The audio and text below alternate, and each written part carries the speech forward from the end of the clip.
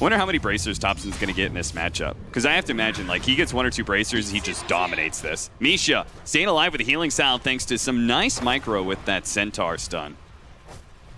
No roll up yet. He's going to roll into him now, but a bit too late to get the kill. I'm sure Soxa's just happy to be able to get a lot of damage in. Saberlight finally gets caught back over. Okay. Wow, he really did kill him. I was a bit surprised he was able to pull out that kind of damage, but it did cost him his life as he had. See, I guess my question is, like, who hits the towers on OG, though? If they do ball up around the Tide, like, how can they really quickly take towers? Yeah, they get the block? They do. Nicely done. He just walks into them. Yeah, and thanks to the Morbid Mask, man, you live for so long. If you can get off one more, it'd be nice to see, but no. Oh, is that did I see a haste room? To utilize that kind of heavy farm, though, to stop what Ninjas in Pajamas is going to be looking to do, which is probably moving around like the map. ulti. Like an ult, first one of the game to go off and see if he can chase down Seb. Unfortunately, that Fissure doesn't block him in, but the Surge is going to wear out eventually here, and he is no doubt dead as Charlie will chase him down. Turn that into a tier 1 tower, and you've got your Steve Lads completed, so I wonder if that was on his way back. I was about to say I really like this play from Era, just cutting the wave, not having to deal with the Tidehunter, but yeah, obviously in a little bit of trouble now. Ooh, nice little juke there. They don't have the best cores to be able to sit in lane against the Tide, right? No, so, they don't. Era, he'll probably go down here, as there's no way he can juke it out one more time, right? Don't think so. Thompson's got a lot of heroes surrounding him right now in that mid lane, but that's the beautiful thing about Tidehunter. He can usually ignore quite a bit of it. Misha does end up going down thanks to the help of No Tail with those heavy nukes. That is something. Enchantress, I always hate playing the matchup against Oracle because you put so much magic damage out there and you're such a frail creature to just raw nukes.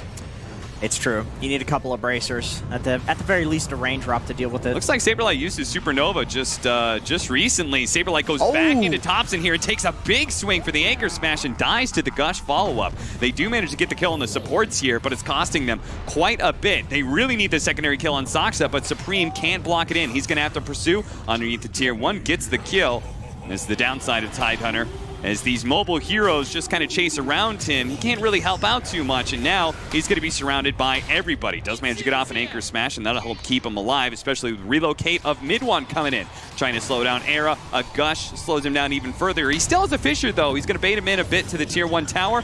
Double chains from Supreme will keep them at bay. Look at the timer, man. I love that the mid-brawl has started. Like, I love this game, man. But old Tidehunter, Rent, the immovable object as he just presses forward into this mid lane, and they can do very little about him. Right. Yep. Diving into the tier 2 as well. He does not care. No. It's like a Timbersaw, you know, where you've got this peak of strength, and you want the enemy to try and fight you. If they can kill this catapult, though, I think they're perfectly fine here without the DD. Nice block in there on No Tail, and it looks like OG almost got it off. A little bit too far for themselves. That's in part because they were fighting a bottom lane where Saberlight did die to mid one. They're probably thinking to themselves, well, we've got Relocate to pull people into the mid lane, but they were busy. Busy getting a more important kill, a Core Phoenix. Although, you know, I would argue that the mid lane, at least stopping that pressure, like killing that catapult is really important because this is a big spike for Tidehunter.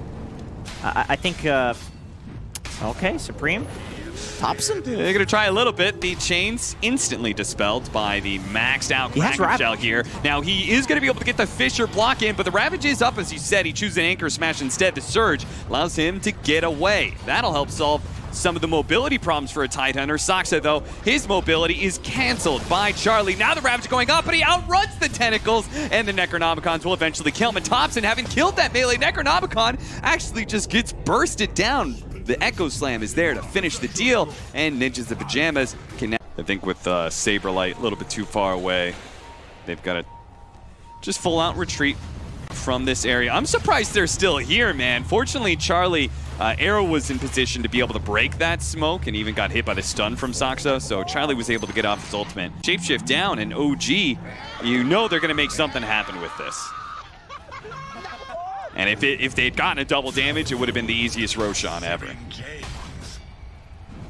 as since they didn't, and it was given to an Ember Spirit, this is going to be significantly more difficult. And that's why OG, they're not going to let Ninjas the Pajamas just walk into the pit. They're going to try and take the fight straight to Nip. They're going to be able to catch Misha to start this fight, but it's just supports for now. Saberlight, he'd be a big kill, but he doesn't even get to pop the Supernova in time. Supreme jumps away to his Remnant, but OG just keeps on trucking. The extra movement speed on Thompson, whether it's from the Tether or the Surge, is allowing him to always kind of keep a threat on this Ember. You know, I'm kind of liking this this meta that OG is crafting here. This is... I've just never seen anything like it. I mean, we've seen the carry wisp, obviously, with TI, but, you know, this Tide mid, Darkseer surging with the extra move speed, and you know, you remove the move speed cap. Like, this is some new technology here. Yeah, pretty much you're theory crafting, like, what can you do with a carry Tidehunter? And it's like, the biggest downside is mobility, right? Being able to stick on top of heroes. He just charges right in. And what? Are you serious? Misha's just gone, just like that. A Fissure wall that kind of goes wrong for Ninjas the Pajamas. They do manage to get off the Supernova, as well as the Echo Slam. It looks like the Supernova's going to die, as will Era. Supreme is just left to try and pump out the rest of the damage by himself because he doesn't have a Lycan here with Shapeshift. He gets pulled back from the vacuum into No-Tail's Fortune's End. Trapped down, and OG, for the third attempt at Roshan, will finally complete it.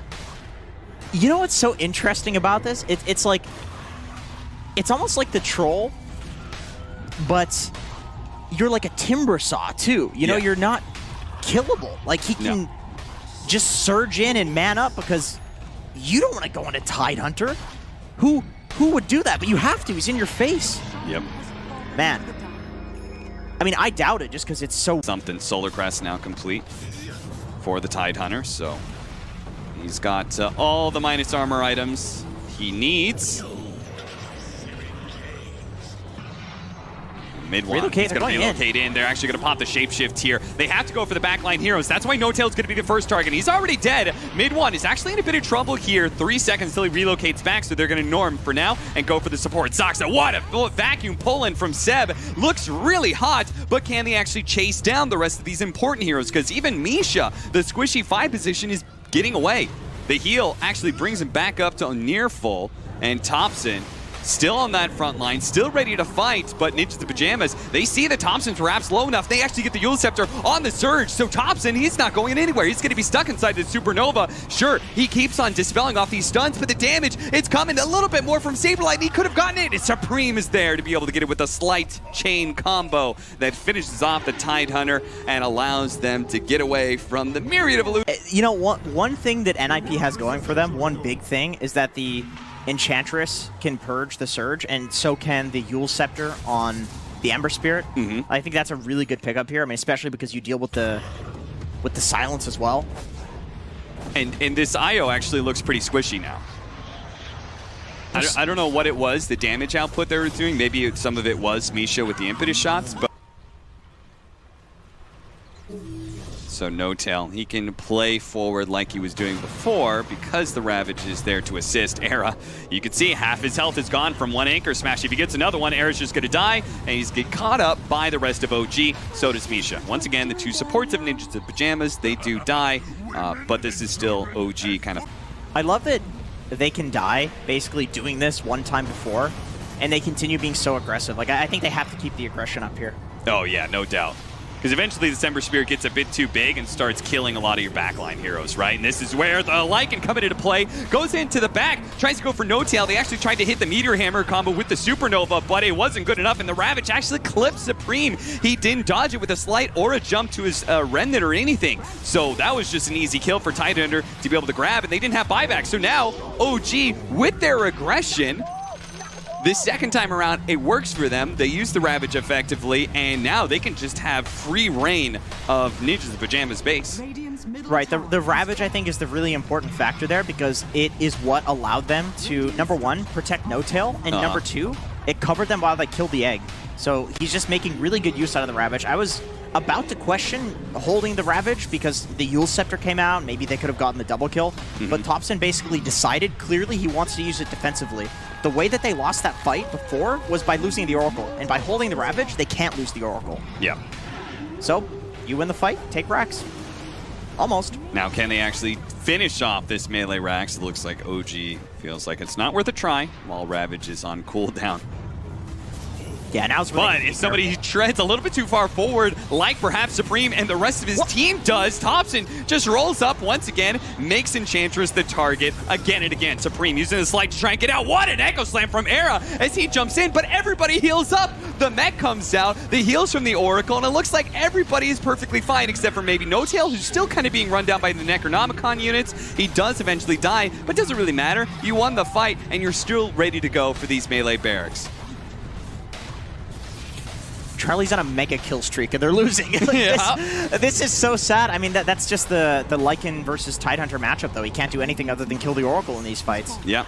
He can try and go in and go for the squishiest hero, but he just runs out of steam. His Necronomicon units die, or maybe it's the fact that they're just not putting any damage because the Anchor Smash. Chains lasting quite a while here on a Seb. Does manage to get off the shapeshift before the silence, so Charlie can kind of chase, but again, all these heroes are very, very tanky. They can't really let them get away either, though. They've lost too much. You really do need to force this fight while the Ravage is down, but he has Greaves and he has a Crimson Guard. And obviously against Lycan and Ember, this chip damage, that's very important with a Tidehunter. He becomes basically unkillable. Yeah, you take a large percentage of the damage away, and then you take just straight up raw damage out. Thompson, though, he's really got to be careful of that Sunray. That's the only thing that really threatens him right now, is if he stays into the entirety of that percentage-based damage does do some good work. And what a roll-in from Soxa, reading where the Remnant's going, and that's a vacuum follow-up as well with a Ravage. And is that just going to be the wipeout of this game? They do manage to take out the Supernova, and there's still some buybacks left in the tank for Ninjas to Pajamas. They're going to have to blow all of them, though, and they don't have their Echo Slam. They don't have their Supernova. I'm not sure what they have to be able to stop OG from retreating, and I'm not even sure if they can really stop them from just taking their base like this. Roll forward, Saberlight tries to dive away, then he dies inside of the fountain too, couldn't get out fast enough. The silence on Supreme. Look at the move speed on these two heroes. Yeah, dude, they're just rolling up. Finally, Charlie, he's going to pop his ultimate. There goes the Echo Slam out from Era. Once again, they're trying to target to mid one, but the heals come out from No-Tail. Every single time they try and target somebody else other than No-Tail, they are met with a resounding wall of heals and magic immunity that pushes them back. They finally had to go for No-Tail now, but then eventually they just run out of damage. The four-man of OG remains strong even just outside of your fountain. Pull him back in, pull out of the fountain, get back here. We want to have a fight a little bit longer before we finish up this bottom lane. I'm just speechless. I feel like this is really making me feel like Darkseer is not an okay hero. GG, man. Like, they are really using this Darkseer to its fullest potential. This strategy is not okay. Combination. Like, the Darkseer surging two people, one of which is unkillable. I mean, two. Right now as they're dropping each other's items, and, well, the swinging is going to start. Charlie, hoping that he's going to work Seb back into what is a setup from Misha and Era as they pop out. It was a bait all along, and the Sunstrike, it's not needed. Misha will take the kill instead. They won't get the bounty runes for it. That's a little bit of Inkswell stun, but he's got to be careful of this combo of stuns from the Sven Witch Doctor. He grabbed this Witch Doctor with an intention to be able to counter the big, bad, tanky offlane Centaur, but it doesn't seem to be working that well. It's actually Charlie who's more threatened and ends up dying in this top lane. Even though the Invoker is top net worth, everybody else is looking real good on the opposing side. Top lane, nice rotation coming in from Era, and a good opportunity to kill both of the heroes in the offlane here, but Seb with a nice stomp. This Sunstrike, it is going to land the Fire Spirits, though. He had a stick charge. It's not enough, though. Stormhand. Very nice. You see Ninjas of Pajamas, their game plan is definitely, they've gotten two cores in the side lanes that can, at some point in time, feel okay at being left alone, though Charlie, he's not feeling so okay right now. He knows he's dead because mid one's relocating in. He was just hoping he'd get the kill on Seb, and Supreme clips him just perfectly enough that the IO didn't tank up the the Sunstrike damage with him. Meanwhile, they do manage to kill Notal while he was left alone. Mid one was a way to play.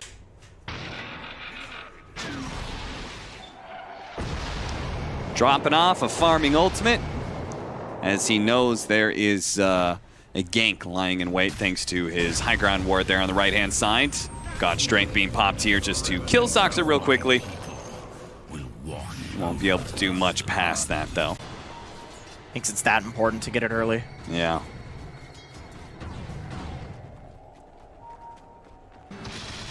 Two to 6 Ninjas in Pajamas.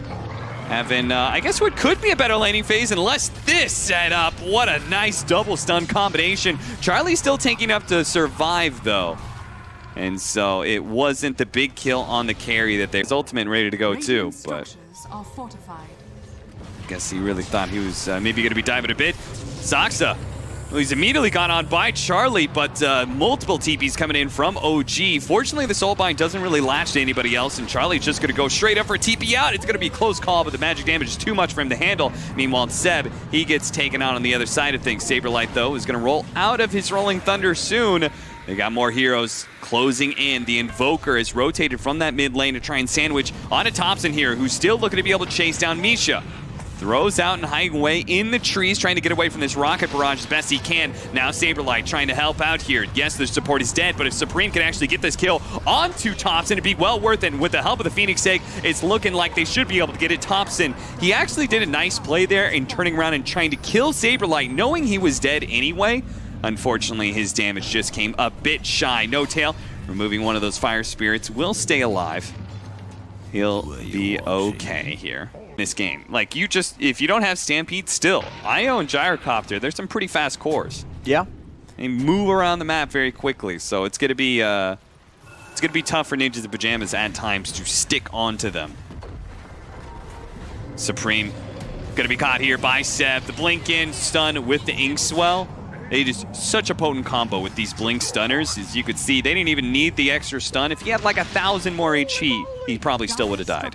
Yeah, I think that's also just the utter most important hero to catch. Oh, he was trying to go for the Rolling Thunder, but that was right as Seb chose to jump in, make his initiation, make him eat on center. You don't buy a BKB, you know? You don't buy a Force Staff. Like, really, all you need is the blink. And silence on a Saberlight. It may spell his doom here as Seb comes in. That Poe have been playing nice and fast as they move around the map, go from one kill to another as they're going to be able to catch Misha here. Supreme is somewhere in the location. No, he's not. He TP'd out to the other side of the map. He's like, nope, nope, nope. We are playing a game of hide and seek at this point in time where they're going to try and hide their... To quote CCNC. Well, he wouldn't be talking about this Pango anyway. No. Let's not get into NA Dota lore here. Misha in some trouble here as he's stuck inside this neutral camp, but really he positioned himself quite nicely. Mid one will eventually get the kill, but he's in a nasty, sticky, unwinnable situation. He's surrounded by 4 heroes. Ninjas in Pajamas, they finally get some real blood out. He just seems to think that this item is really good, especially on heroes, of course, that just need the levels. Yeah. Don't really need items. Okay, so they saw a bunch of heroes rotate up to top. They think maybe they could fight here, and then they kind of see Thompson in his full form, realize, wait a minute, that man's got a BKB, retreats, but it's too late. Thompson, he's already closed that gap, and now Seb is here as well with the rest of the team. The Soulbind's going to go out, catching even more heroes, and now Ninjas in Pajamas, they're going to have to fight around the Supernova, but the Supernova, it'll be dealt with so quickly with that hand on Midas Centaur. Tornado comes through, clipping a couple of heroes, man, and that Death Ward with the Maledict that was already up on Thompson, doing quite a large amount of work there, but all it does is force them back. It doesn't actually get any important kills. They kill Soxa, but that's going to be it. Meanwhile, they've lost 4 and maybe a 5th as Supreme still has the dust on him. Does he have anything he can invoke here to be able to get out? Stuck in a hole, but no way to survive. That's a team-wide. Peasants tip with Dota Plus. At least give them Battle Pass points. Take your word for it. Relocate in. Charlie, though, oh, he thought he was just going to be able to TP out. He doesn't have his BKB up yet, so he doesn't have a good option to be able to get away, right? Yep. And then now he's got a BKB, so he's like, well, once they put any real disables on me, I can deal with that as well. The BKB still on cooldown for now. He's going to get the Tornado EMP follow-up. The rest of his team, it's a little bit too far away. They're going to bounce back in, but they snatch the Soulbind onto the Invoker with the Panko, so they completely neutralize him, get the homing missile stun afterwards, and this is going to be a comeback here for the Invoker, but what can he do with his second life? He's going to pop his BKB, but that poor Sven, man, he just gets eaten alive by Thompson. A really nice ice wall, but Thompson zooms out of it pretty quickly, and now he's got his BKB up. Sep, he tried to put a halt to Supreme's retreat there. Look at him go, man. He's catching up to Era. Era thought, oh, please, the Icarus dive. Surely it's going to get me enough distance, but it won't. Thompson's a shark, and he'll hunt down these kills wherever he smells the blood to do so. If it comes all the way to the end of your fountain, he'll take it, and maybe even in the fountain. Of course he will. Thompson, calm down. What are you doing, you mad lad? Get out of there with the BKB TP. Once again, he'll be fine. They don't have any stops to these things. I mean, I just can't believe he actually took fountain shots. And survived, right? This is a buffed fountain. This is a 7.27C fountain. Yeah, it's an Ursa fountain, you know? It's got the Fury swipes. Misha kind of pops his head out. So, okay, the relocate's coming, and Saberlight says it's time to go. He does have the Soulbind on him. He'll steer it away from the Invoker to make sure he's not halted in place. Can the rest of the team actually get out there? Still TPing. Oh, no, Supreme! That TP, I think that was a long one. He's going to pop his BKB. Deafening Blast will actually help him survive here. So it's just a BKB. And OG, well, they're just controlling the map. We got a 14,000 net worth lead, and it's growing all the time because the Ninjas of the Pajamas, they very rarely hold a whole lot of real estate. No Tail dropping some sprays on the ground while dodging tornadoes. Misha, he's going to be able to get the Paralyzing Cask. It's not going to land for very long, and a missed initiation there from Seb. He's trying to blindly catch Charlie. Charlie pops his God Strength. They're chasing after the Pango right now. Deafening Blast is going to push him away, but they still manage to finish off that team fighter. Look at the damage coming out from Thompson, man. Charlie, it just looks like he's being ignored. It's now the Supernova is going to be dealt with by the Gyrocopter. Charlie, it finally falls as he couldn't even kill mid one. Supreme looking to finish him off with the Tornado, the Ice Wall, but no, the heals come in from No Tail. That is an ultra kill for the Chadson, and they didn't kill anything. Look, they're all ending on mid one. This is just sad at this point in time. This is cyberbullying. This is give him the rampage. Oh, those are some good teammates. Those are some great teammates. Well, shout out for Ninjas the Pajamas for giving him the rampage as well. Woo! That was I mean, that was a fun series, no doubt, but that was a bit of a stomp, man. That was a stomp. Yeah, OG.